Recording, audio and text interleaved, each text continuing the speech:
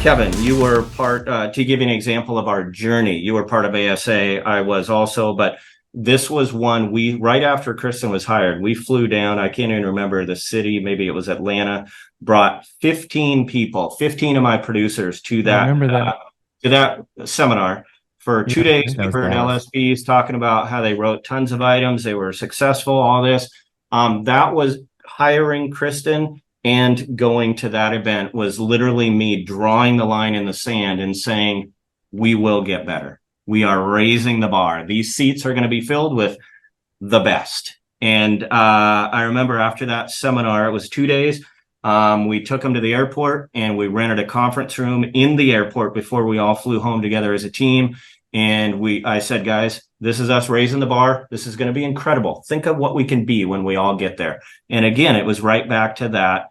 I'm having to convince them. Mm-hmm. And I had all 15 people go around the room and just stand up and talk about what they learned. Half of them were afraid they were going to get fired when they got home because, oh my God, I can't do that.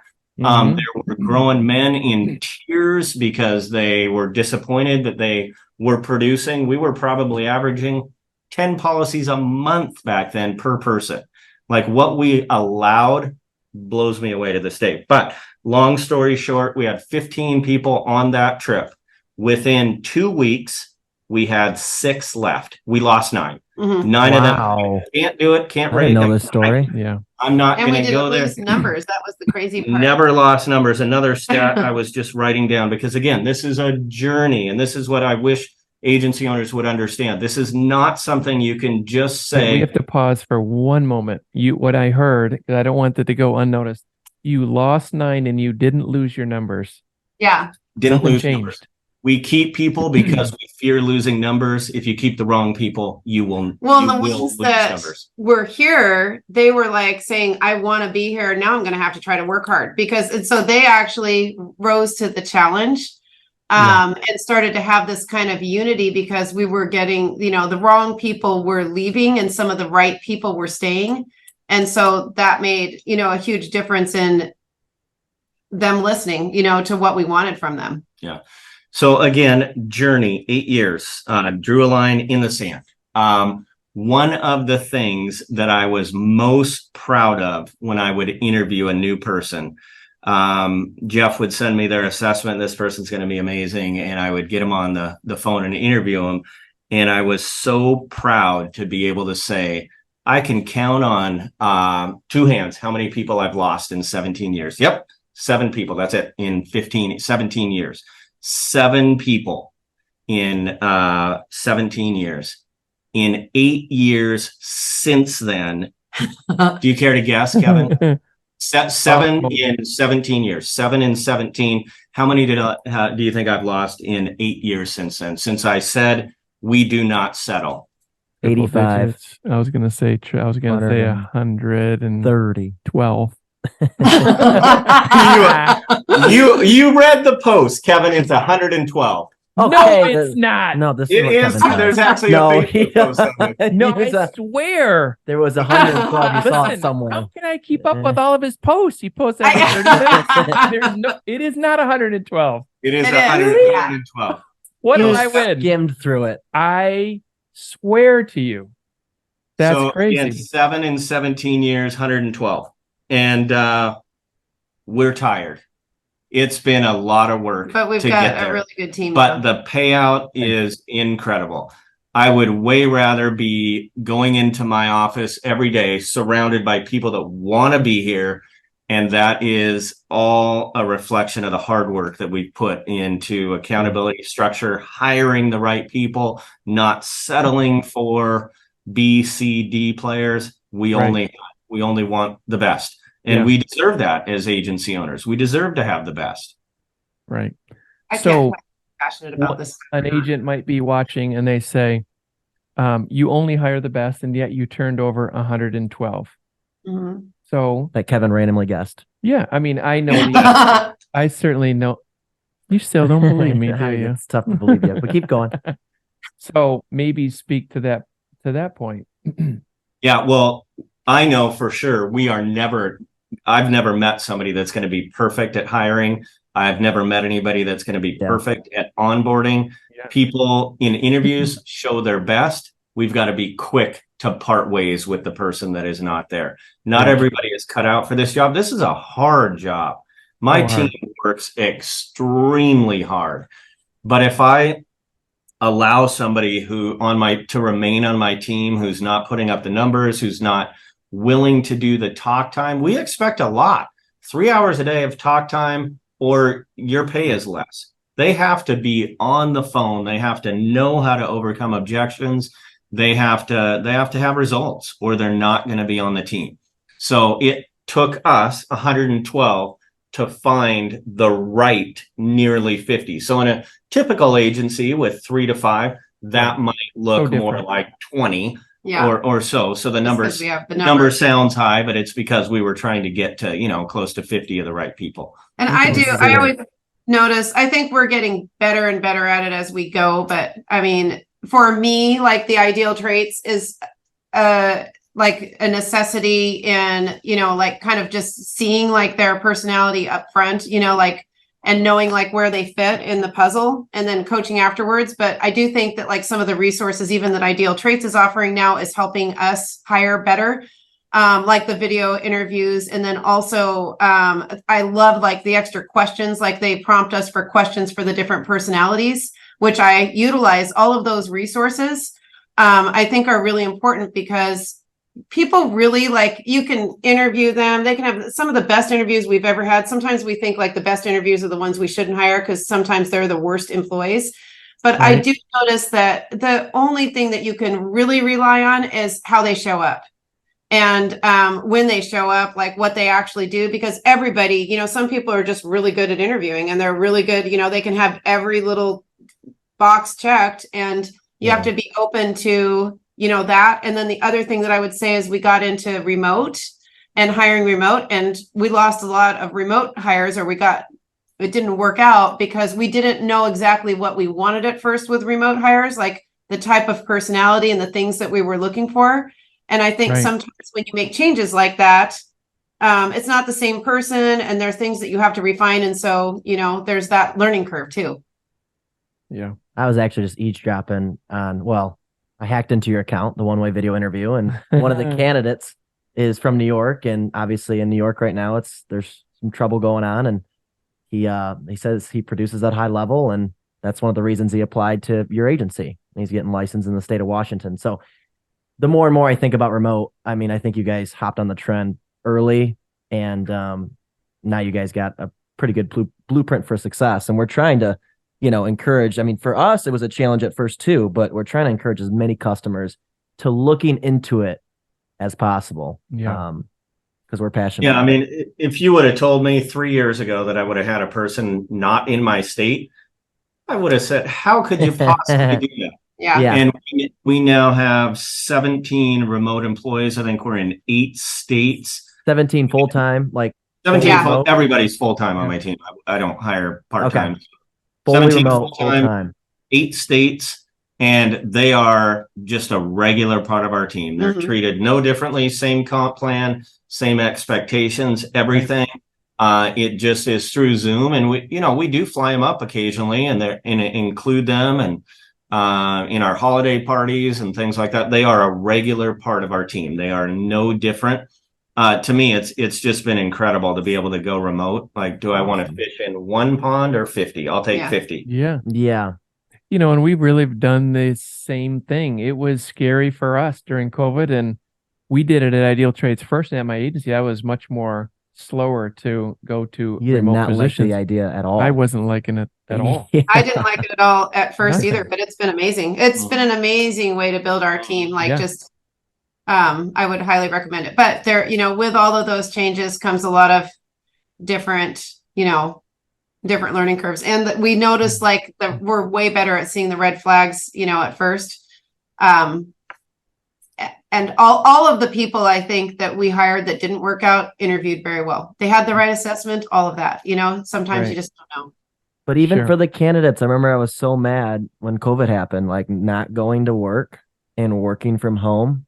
I was like depressed, but then you get used to it, and then you realize, wow, your laundry is getting done and the house is clean and I'm selling and I'm helping customers out. Right. And then you tell your friends, and then those friends tell their friends, and then more and more people are remote. And it's a trend that if you at least do remote flexibility, you're ahead of the game. Yeah. I mean, it's something that every business owner has to consider and really take a hard look at that. And so what advice would you give some of the agents out there that would say, I haven't done it. I need to see and touch and, well, maybe not touch employees, but kind of weird, cut, but they have to, that they have to be in the same proximity, the same room, but yet they need to expand their options and expand their horizons, but they're afraid. I feel like it's kind of like drive-wise, like, like the telematics, like, so if you like, because people will say, oh, I don't want the government tracking me. Right. Sometimes that's for you and sometimes it's not, right? Some people will just be hard stop, no. If you have to be like, actually, even to do like, for example, telematics, you have to actually download the app and do some things and pay attention to what you're doing. And I think with remote hires, it's the same thing. Like if you decide to hire a remote, it's not just like, oh, I want to hire a remote. You actually have to pay attention to them, just like they're in your office. You have to make the extra effort to get on Zoom meetings with them, to communicate with them often, to keep their energy up and to make them a part of your team, like what Jeremy was saying. Yeah. So if you're not willing, it's almost like there has to be like, are you qualified to have a remote employee? Yeah, I just did a whole write-up called Would You Want to Work for You? And it was just, I talked a lot about, and I think about some of this stuff myself. Any decision I make around the agency, I am thinking, would I want to work under those circumstances? Yeah. So if I put myself in the shoes of the producer, if I'm hired by an agency owner who is never there, or they don't have a manager, they don't have a trainer, and they just hire you and say, okay, I'll send you the computer, go. Right. They're not going to last. Succeed. And you're going to say that was because remote didn't work. It wasn't because remote didn't work. It's because their experience as the end user was not what it needs to be. Our remote people, again, you could not tell the difference. When we have our Christmas party in December, you could never tell the difference. They are so blended and entrenched in our agency. I know them as well as I know somebody who works in my office 20 minutes down the road. I know them just as good because we're constantly on Zoom. We have everyday team meetings. We have a mentorship program where a seasoned person on my team takes a new remote employee for 4 to 6 weeks and is on Zoom with them all day. So they feel like they're a part of something. But we didn't start that way. We had to learn, some things to do. Yeah. But we're willing to do that. Like, we're always like, well, how can we get better? Like and we can even get better at it. Mm-hmm. Mm-hmm. And then seeing that person at the party after you've met them for like a year or a whole year, and now they're like face to face. You're like, oh my gosh. Oh, it's so funny. I thought you were taller. I never. We just did that. Yeah. Like we just had. So instead of having Christmas parties at Ideal Trades, we actually have summer parties. Our office is on the lake, and so we enjoy that time together in replacement of a Christmas party. Everyone's got their family, they got all the things they got going on. Right, cold. Yeah. So we just had that last week. Yeah, and all of the employees that I've never met before, and we're probably in 7 or 8 states and 26 employees. It was like it wasn't weird at all. No, to meet them, it felt like we already met them and we already knew them. And it's more fun than ever with remote now. Yeah, it was super cool. We had such a great time. We're so lucky for Zoom. Like that. I mean, that makes a huge difference just because I always tell people, this is our new business reality. This is a meeting. This is a face-to-face meeting, and it's the way that we can communicate. And it doesn't, even if we were to see you guys, which we haven't seen you guys in, I don't even know how long. How long has it been? A year? It's been a while. Oh, embrace. We'll see each other soon. See you next month. It's not like it doesn't. It feels like we've seen each other just because we're able to have these interactions. Sure. Yeah. So speak to the agent out there, the average agent that wants to grow. They want to get better. They've got maybe 3 or 4 employees and they say, unrelatable. I've never had 15 to go to 50. I'm never going to have 15. But what would you tell them are some of the, just the beginning steps? Yeah. But they have ambition. They've got the desire. They've got the motivation, but they just don't know where to get started.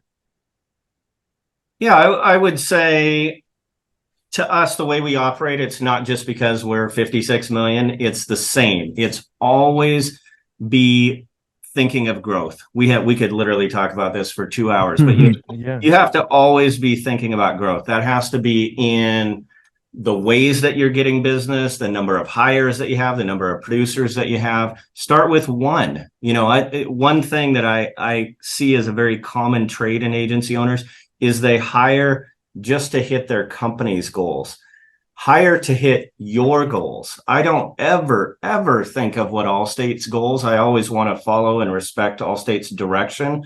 But I'm in this business for the Olson agency. My goals are a lot higher than what are given to me at the company level. So start with your goals. What are your goals? They don't all have to be go be 56 million. Some would think that was terrible. They wouldn't want to be that. Start with, what do you want to be? Do you want to be 5 million, 10 million, 15 million, and hire based on that? And just, one thing I think that I've always done as well, that any size of an agency owner could start with, is adding pieces with yesterday's growth. So when I grow, I am always thinking, I'm not just going to pocket that money and grow. What can I add that's going to the next year grow my agency even more? So for example, I could never have afforded to hire a Dale Carnegie coach on my team.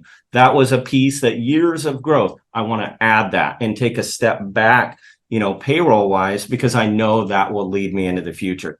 Cameron, who you know very well, my operations manager, could never have added that without the growth. So it always has to be growth, and that just has to be a non-negotiable in your agency. To me, there's a lot of changes in our industry right now for sure. I have agency owners call me all the time. Are agents still going to be a thing in 5 years? I've heard that from 25 years ago. We will always be a thing if you're doing a good job and you're growing.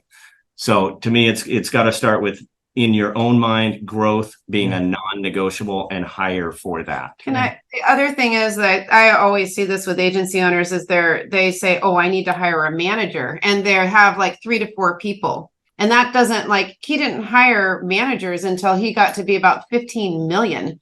And so, there is, I think, kind of a misconception of how to spend your money. Like he would say, spend it on new team members that are going to sell. And I see people all the time saying, oh, I got to hire a really good manager, and they have like 3 people. They have to be the manager. They have to actually do it all. Right. It doesn't, to get a manager, you've actually got to grow enough to actually have it make sense. Yeah, you're not off the hook. I actually have I'm out now. I wish I had given this answer, actually, because just saying growth, that isn't really something specific. Something specific, if you're an agency owner and want to grow, want to, become a bigger agent, the first thing I would do, and I just did this with an agency owner last weekend, was analyze your people that you have sitting in your seats right now. We have a specific form. We call it the People Analyzer. It will tell you yes or no, they should be on my team. Get rid of all the no's. And that would be the very, very first thing that I would do, no matter what size you are. Too many agents try to grow their business, and they keep a lot of no's on their team. They've got to all be yeses if you want to truly become what you're meant to be in this business. Well, that's sounds intimidating, but that's cool. You said. Well, maybe that's something you can share in a link. We can. These share are that. B and C players, not A players. There are people that just don't fit, and this is something that we believe that everybody needs a coach. So we're help people and coach people on how to grow their business and, manage their team. But then we need a coach to help us grow our business. So we have EOS, it's Entrepreneurial Operating System. Don't say that too fast because it's kind of a tongue twister, but it's an actual, process that you can use to actually run your business. And they have business coaches, and our business coach is Lori Clements. She's amazing. She works with a lot of insurance agents, and Jeremy hires her to work with his leadership team. We meet with her 4 times a year, and it's been an amazing add-on to the business, but the people analyzer it's one of the tools that she taught us on how to analyze people. And basically it's right person, right seat. So a lot of times we feel like we have the right people, like they're great people. We get along with them. They fit into the human puzzle from the, like just having the great personality to be in our business, but they might not be in the right seat. They might not love sales or customer service or whatever seat they're in. You just love them as a person. And so that might be that doesn't fit too good.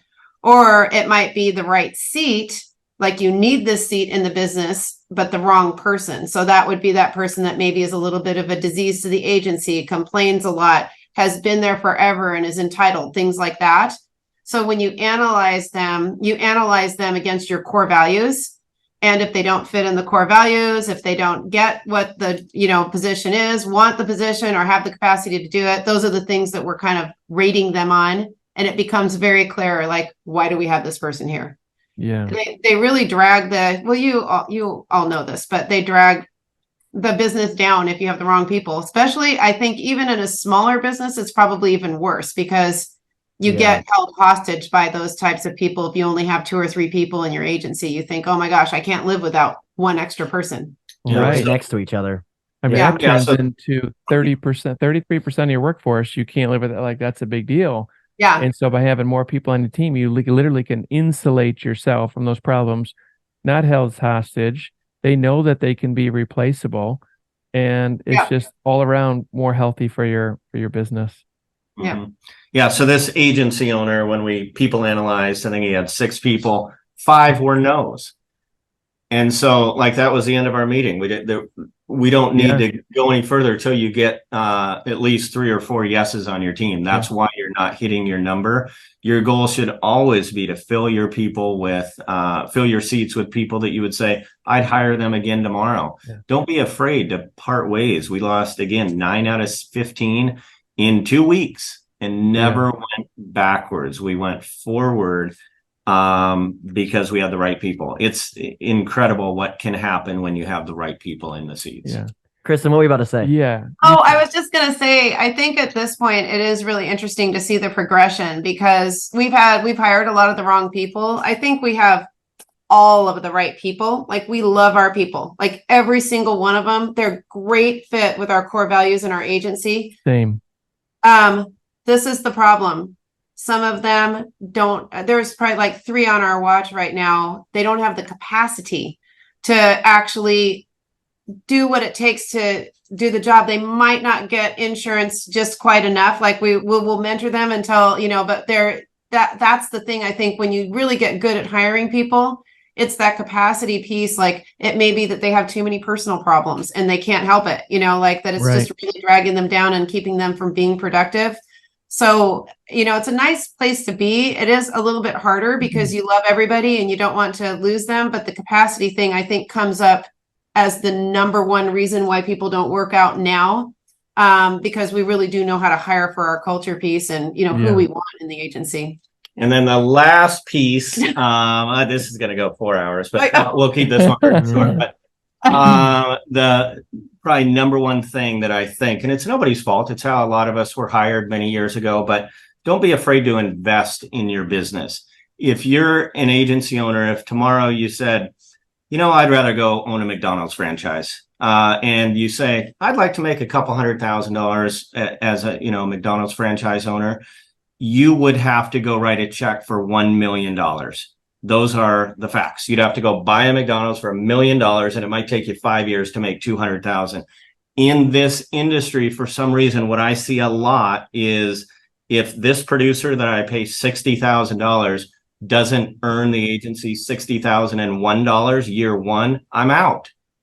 Instead, they're not looking at it at what it can do for their renewals, their book value, their long-term growth. I know you have an amazing calculator you guys developed on that to show the long-term investment. That would be like number one tip for an agency owner is look at this as an investment. There are a lot of things that I don't break even on a monthly basis, but long-term wise, That's the only reason why I grow, is because I invest no matter what the circumstances are in our industry. You do, and you invest at an extreme. And I don't even know if we get into the numbers, because that people probably wouldn't even, I don't even think they'd believe the numbers that you do. But ultimately, that's why we built that calculator. Is even me, when I started, like, I wasn't the best agent, but I did know numbers. I knew that the more people I had, and I knew the idea of renewals, and that when you sell a client one time, that you're going to get paid 9 more times. And there's so many agents out there that'll say, I make $150 on this one policy. How could I ever pay $151? To your point, like, it doesn't even make sense. Are you forgetting that there's a truckload behind you that's going to pay you 9 more times? I'm learning that in this podcast. I could be a little dramatic when I speak into the microphone. 9 more times, right? But it's like they're so focused on the now and the today. And that's what that producer calculator can do. So for those ideal traits clients out there, just go dashboard, bottom right-hand side. There's a calculator. Throw in your own numbers. You will be absolutely amazed at the numbers, at the ROI on adding staff. Right. But to Jeremy's point, it's investing, it's seeing that and understanding that Jeremy's going to take less money now in order for the long-term growth of the agency. For sure. And, there's a lot of... And don't do that if you don't have the structure, the accountability, right. all that you have to have. You can't just go say, oh, cool, I just wrote a check, so now my agency is going to flourish. Yeah. There's a lot of hard work. You got to put the work into it. You got to put the work into it. Yeah. Yeah. A lot will watch, or they'll go to a conference and they'll really get all excited about what they're going to do. And they come home and they say they're going to do everything. But when they get, out of that environment and out of that motivation that they're in and all the great speaking, they end up, kind of fizzling out. And it's important that, they pick a few things that they're going to do. Yeah. And focus be on honest a couple, with themselves. I've done that before too. Yeah. Like, don't try to implement everything right away. Right. Just the top 3 or 4 things that pertain to you the most. Yeah, the most important thing. Yeah, I mean, that's what we do when we meet with our business coaches. We're trying to determine what are the most important things that we want to do this quarter. And then we have somebody holding us accountable to getting them done, because I think what happens is if we don't have someone holding us accountable, we're going to find something way more important, like, oh, we're going to be pushing sales, than what we committed to doing. And so I think that is, you see that all the time, where people think about it for a really long time, or they say they're going to do it and they just don't. Everybody's human. That's a human quality. And every human needs somebody to push them just a little bit further. And so we have that too. And that's been really, important for us to continue to progress like we are. Yeah. Yeah. That is a human quality, to procrastinate.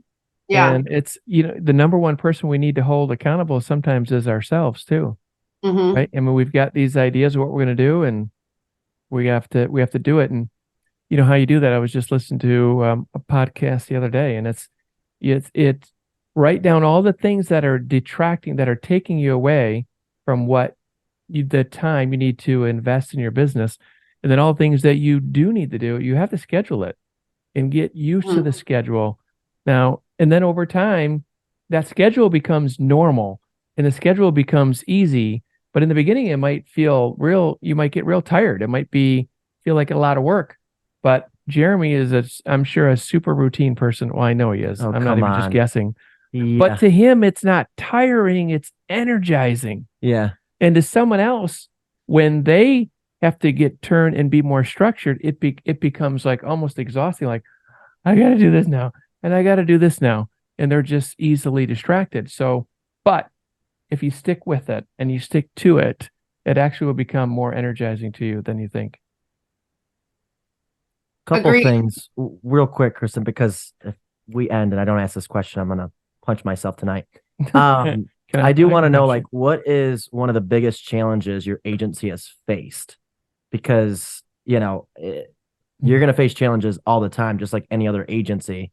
And I want to know an example of when you guys were struggling or something you maybe feel like you did wrong and how you bounce back. Yeah. And I would say as an agent, we just have to know there are always going to be challenges. Every year brings its different set of challenges. Right now we're having, loss ratio pressures countrywide, rates going up, always going to have challenges.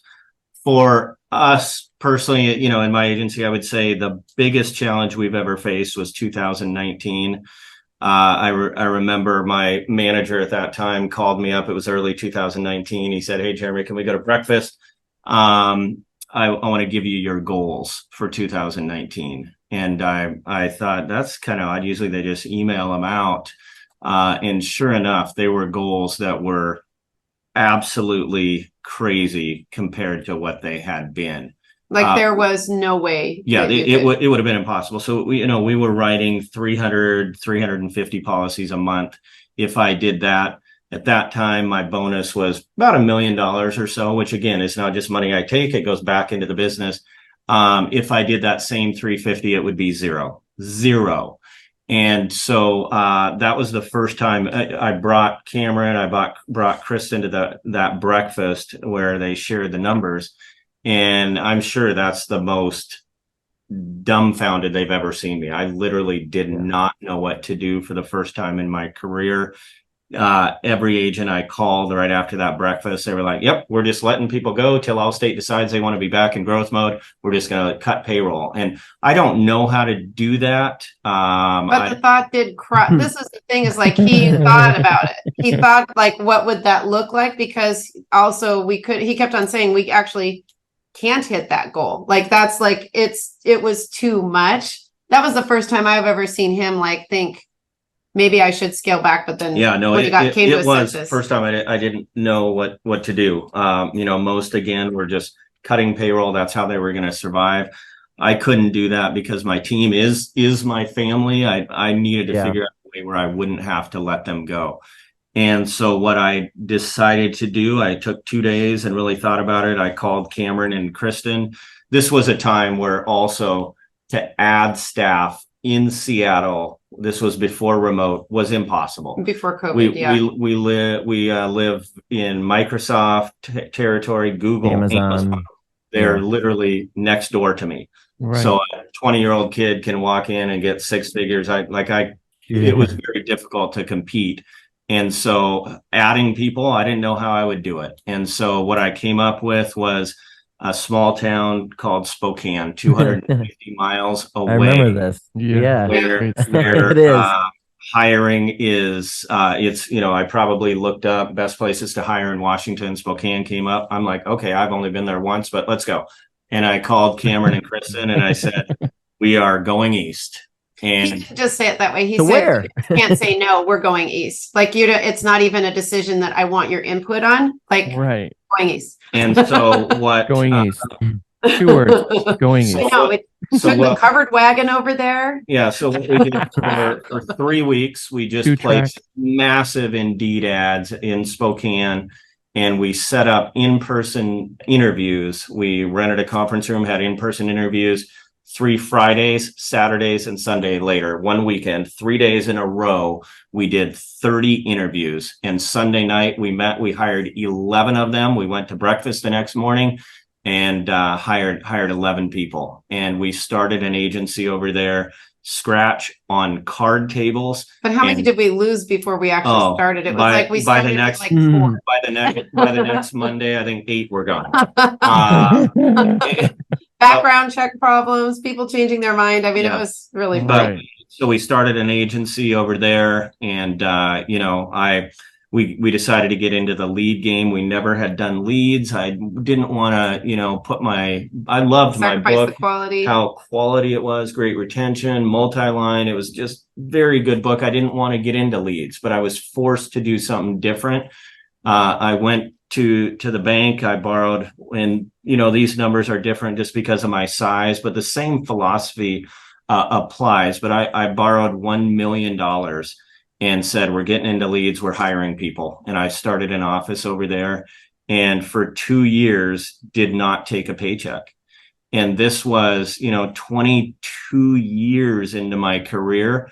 Like, I should be upset. 22 years later, guys, you're giving me a number I can't make a bonus on. I can't keep my agency going. Right. It could have just spiraled and gone out of, just totally down and checked out.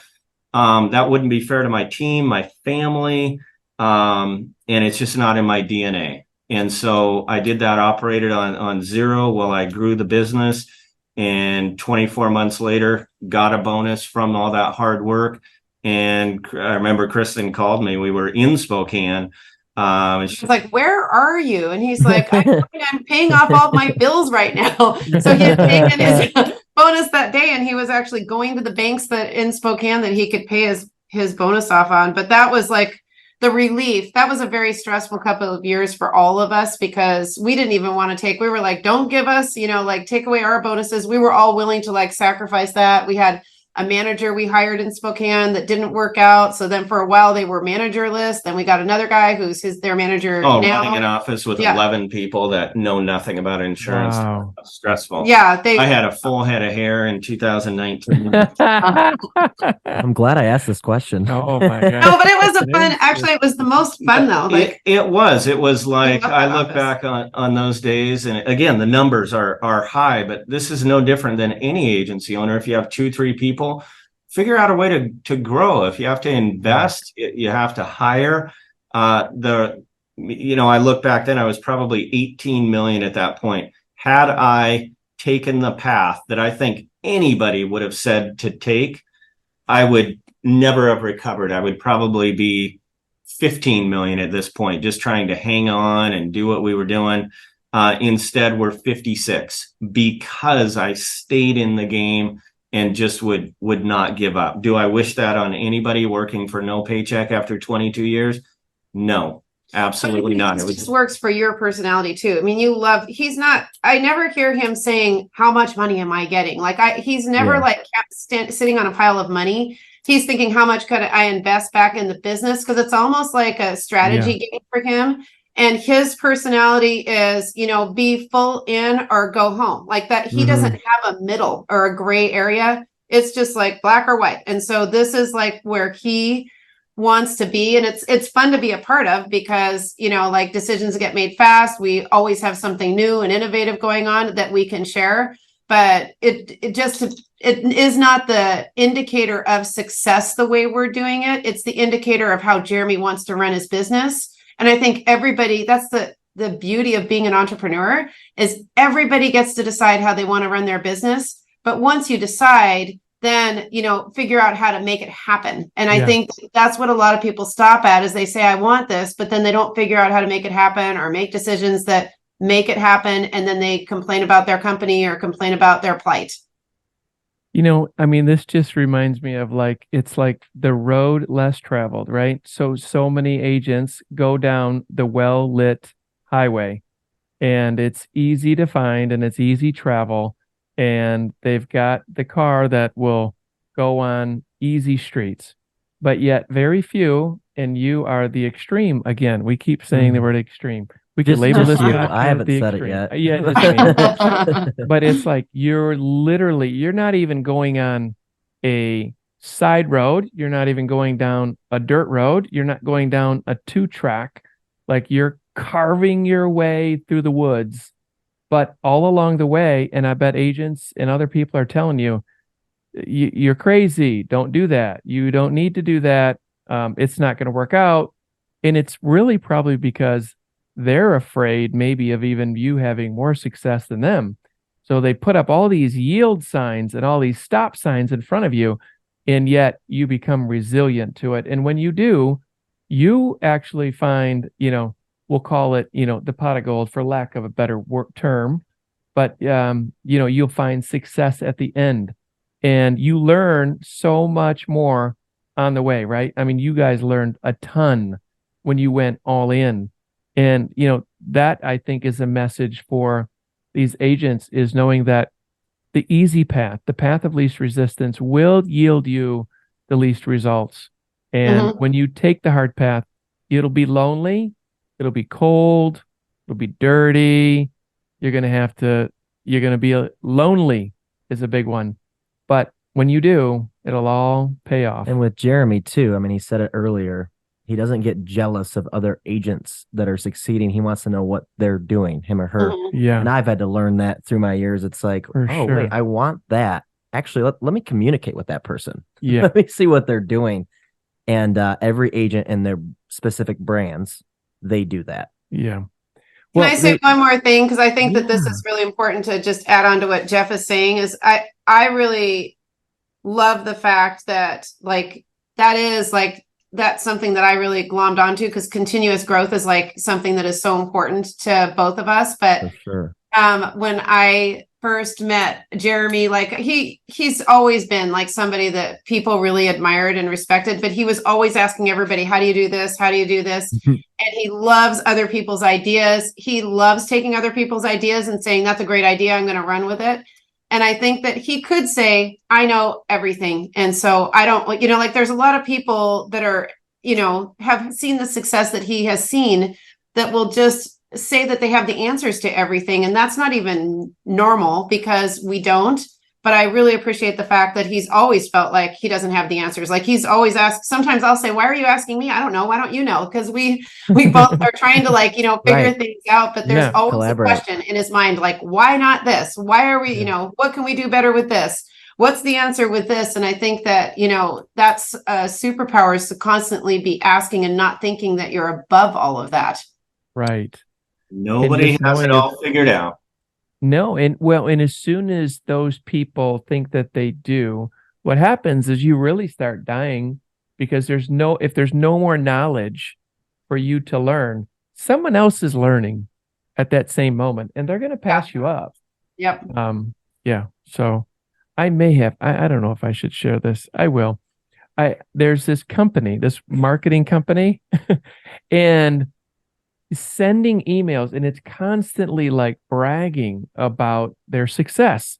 And it's one guy, and he's just bragging about it. This happened legit, seriously, like 2 hours ago. On your emails. On my email.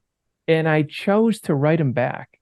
And I wrote him back and just said along the lines of, I won't say exactly what I said. Tough feedback? But it's like, hey, listen, it seems like you keep talking about, how great things are. I'd love to have a conversation with you about seeing, I bet that you were great in your prime, but it kind of sounds like, I don't know that you're honing in on your craft anymore, because he's just this expert in his mind. And I'm sure he was good, but he's a dinosaur. He's talking about how great he was, and he talks about the deals that he had, and it's all past tense, and it's nothing current. And so we'll see if he emails back. That's the first thing we're checking. But it was like, anyways, it's always honing your craft and learning more. And, to your point, it's like you never arrive. And when you do, it's probably you're the end. It's over. So learn something else, something new. Yep. It was good. Jeb Blunt I was actually listening to his Audible earlier, and he's going to be on their summit coming up. And he had a part, awesome. Literally a topic about this. And I don't sales EQ or something like that. Yeah. But speaking of which, what is the date on that again? The summit coming up? September 27th. Okay. Yeah. And is it sold out, or can agents still attend? Oh, it's virtual, Jeff. So unlimited capacity. Unlimited. Yeah.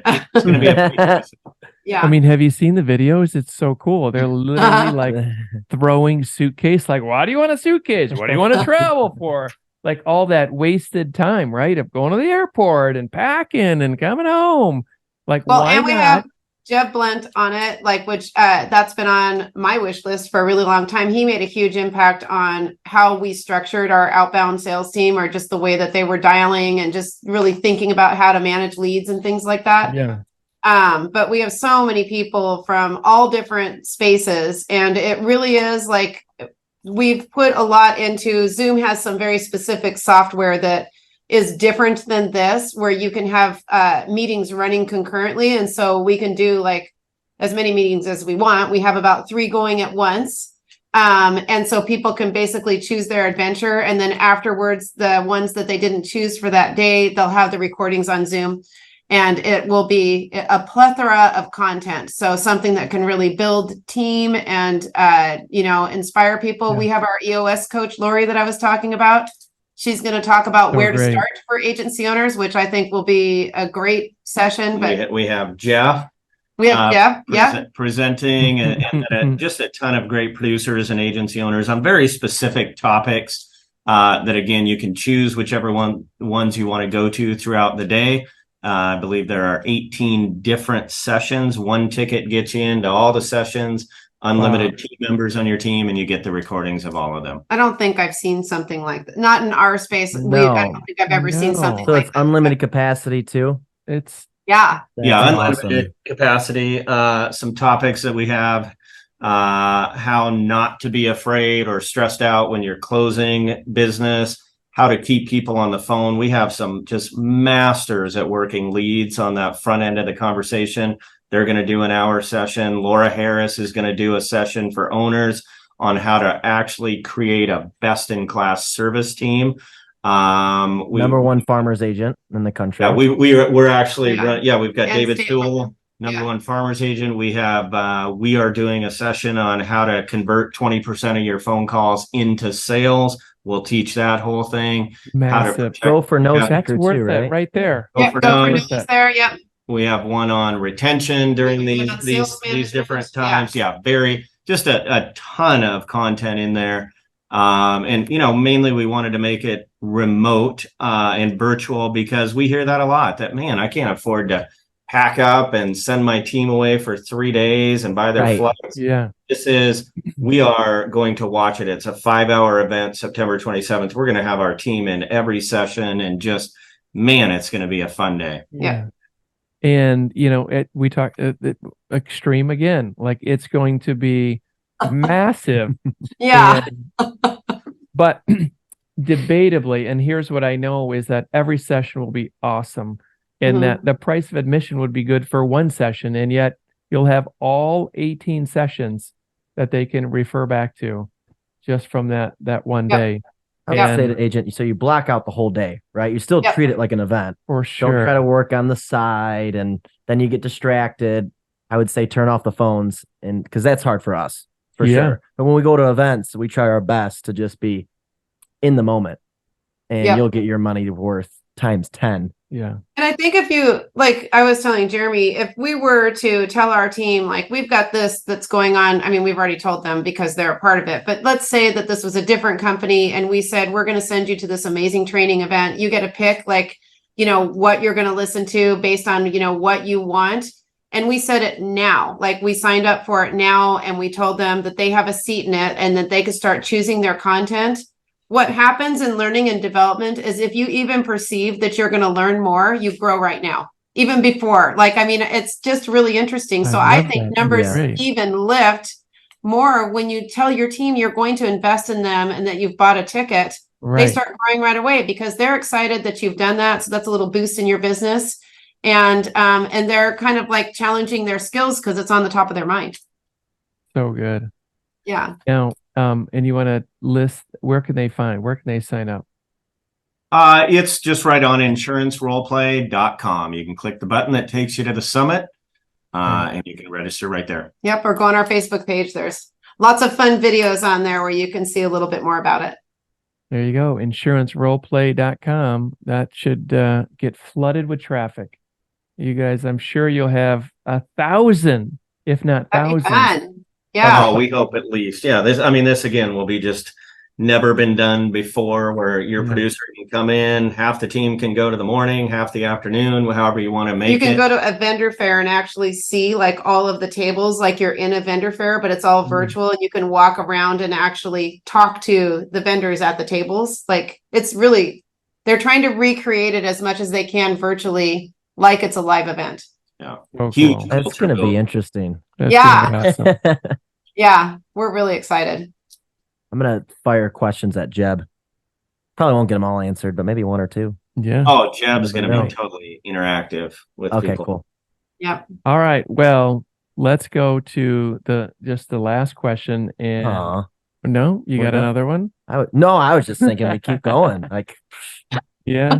All right, fire the last question. Well, and it really is just, if you could sum it up to the agents out there, and we've talked about so many things, but what advice would you give to the agent that is looking to get better? Yeah, I was gonna say brand new, but yes, I mean established agent who's kind of feels like they're stagnant too. Figure out a way to make this your passion. A lot of people, Kevin's talked about it, that my work ethic, that I'm extreme in all this.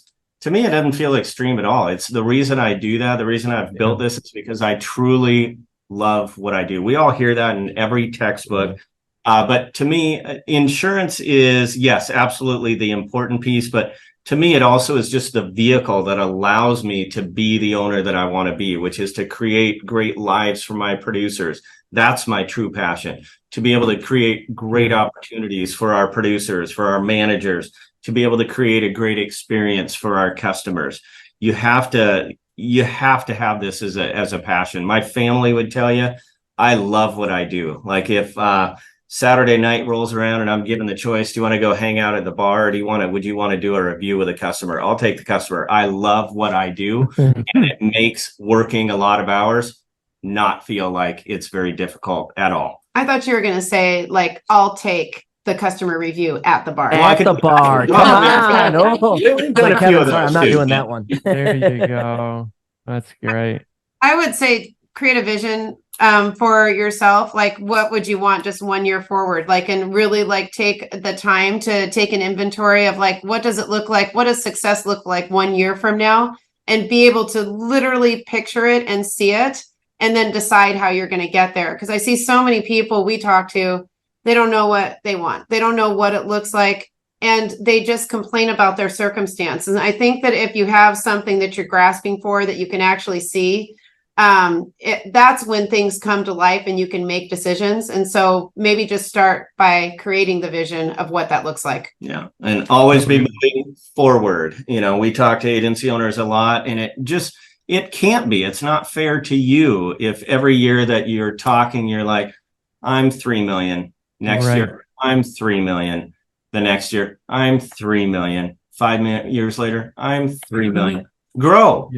That's the amazing opportunity in this job, is we get to grow. But we have to invest to get the growth in people, in leads, in marketing, in hiring, all of it. You've got to invest, and you're growing this thing. That's incredible. And I get really passionate about that. She starts laughing. That is true. It is. There's never, ever been a better opportunity, in my opinion, to be an insurance agent. Challenges right now, for sure. You got to figure out how to get through them.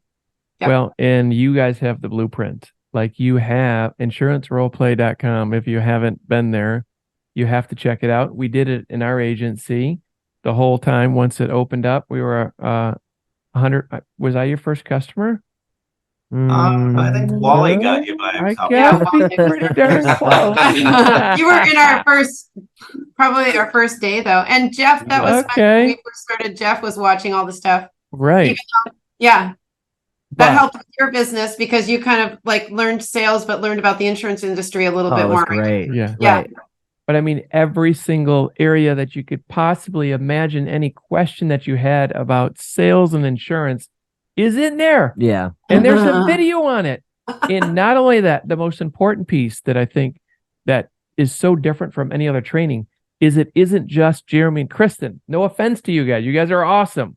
But they've got producers that are on there, and that's what you're teaching and training.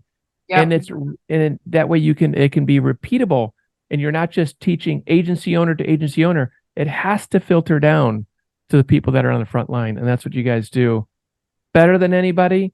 And yet nobody else even does that. And here's Jeremy that never wanted to role play. Right. Yep. And now, how long ago? 8 years ago. Well, I just remember he was like, you go ahead and do that. I'm not going to. Like, he just was like, I'm just not going to get involved. And I'm like, okay, well, is it okay if I ask you questions? And the more questions I ask, he's like, okay, I'll just do this one, just this once. And then it just got to be where it was. What a great story for an agent who doesn't want to do that. Doesn't think it's beneficial. Right. Huge difference. We just have to end with our, if you're not doing that role playing, like it's just like if you were on a professional sports team and you showed up on Sunday and said, Coach put me in, but I didn't practice at all. Like, I mean, that doesn't make any sense, right? Like professional athletes are constantly kicking the ball like over and over and over and over again to make sure that they stay agile and that they stay sharp. And doing all their exercises and, making sure that they're staying strong. And that's exactly what role play does, is it keeps you staying strong and agile and warms you up for the day. So why would you not want to be put in the game being warmed up? And it becomes an unconscious response instead of having to think about what should I say next. You already know. Yeah. Because you practice it 100 times. Yep. Awesome. Proper preparation prevents poor performance. Oh, good. There you go. Like it. Is that the 6 P's, 8 P's, 9? How many P's? Well, I can't count, Kristin, so. Proper preparation prevents poor performance. 5. Yeah. The 5 P's. Yeah, that's good. I can spit wisdom here and there. I like it. But I leave that to Jeremy and Kevin. Well, I think that we're gonna have to wrap it up, but this has to be 2. I mean, we went at least longest podcast. 45 minutes or an hour longer? An hour. We may miss the first pitch at this stage. The Red Sox game. We're heading to the Red Sox game right now. Oh boy. Well, hey, we want to give a shout out to Tito. Thanks for helping us up on the sound and video. But it was so good. Enjoy the game. Thanks again so much. Excited to see you guys in Dallas. Make sure you guys check out the link. I'm doing this like I've done this before, but check out the link below. But you're pointing at the coffee. You're literally pointing at the coffee cup. Well, there's going to be a link below, right? Maybe it could be up. Insuranceroleplay.com, and then that's where you can be a part of the virtual summit. It's going to be amazing. So, thank you guys. Signing off. Good seeing you. You guys. We'll see you soon. Take it easy, guys. Take care. Bye.